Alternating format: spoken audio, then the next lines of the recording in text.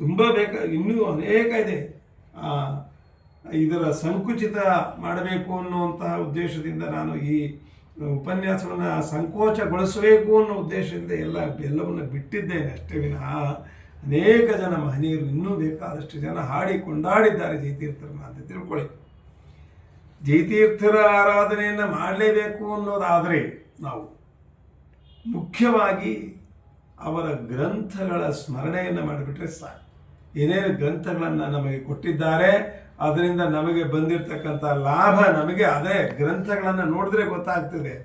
ಆ ಗ್ರಂಥಗಳನ್ನು ಒಂದೇ ಒಂದು ಸರಿ ಅವಲೋಕನ ಮಾಡಿಬಿಟ್ರೆ ಶ್ರೀಮನ್ ನ್ಯಾಯಸುಧಾ ಅನುವ್ಯಾಖ್ಯಾನದ ಟೀಕಾ, ಜಯತೀರ್ಥ ಶ್ರೀಮದ್ ಆನಂದ ತೀರ್ಥ ಭಗವತ್ಪಾದಾಚಾರ್ಯರ ಅನುವ್ಯಾಖ್ಯಾನದ ಟೀಕಾ ನ್ಯಾಯಸುಧಾ. ಈ ನೋಡಿ, ಈ ನ್ಯಾಯಸುಧಾ ಅನ್ನೋದು ಎಂತಹ ಪ್ರಸಿದ್ಧಿಯನ್ನು ಹೊಂದಿದೆ ಅನ್ನೋದಾದರೆ ಇವತ್ತಿನ ಯಾರಾದರೂ ಅವರು ಪಂಡಿತರು ಅಂತ ಅನಿಸ್ಕೊಳ್ಬೇಕಾದ್ರೆ ಅವರು ಕಡ್ಡಾಯವಾಗಿ ನ್ಯಾಯಸುಧಾ ಅಧ್ಯಯನ ಮಾಡಿರಲೇಬೇಕು. ಅದೊಂಥರ ಡಿಗ್ರಿ ಇದ್ದ ಹಾಗೆ, ಮಾಧ್ವ ಪಂಡಿತರಿಗೆ ಅದೊಂದು ಡಿಗ್ರಿ ಇದ್ದ ಹಾಗೆ ಅಂತ ತಿಳ್ಕೊಳ್ಳೋ ಅಂತಹ ಮೇರು ಗ್ರಂಥ ನ್ಯಾಯಸುಧಾ.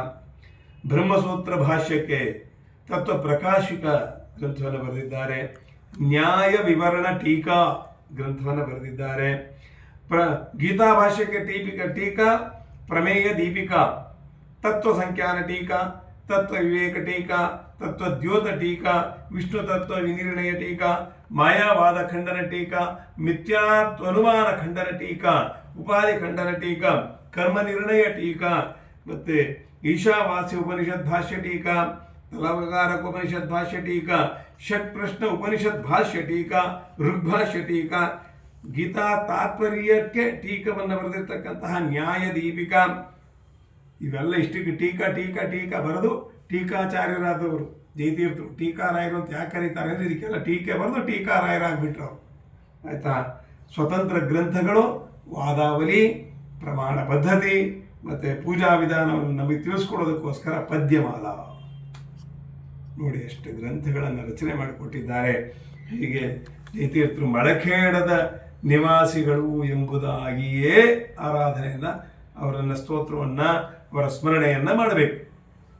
ಅನ್ಯತೋಪಾಸನೆ ಬೇಡ ಬೇಡ ಬೇಡ. ಮಳಖೇಡದಲ್ಲಿಯೇ ಇದ್ದಾರೆ ಅಂತ ತಿಳ್ಕೊಳ್ಬೇಕು.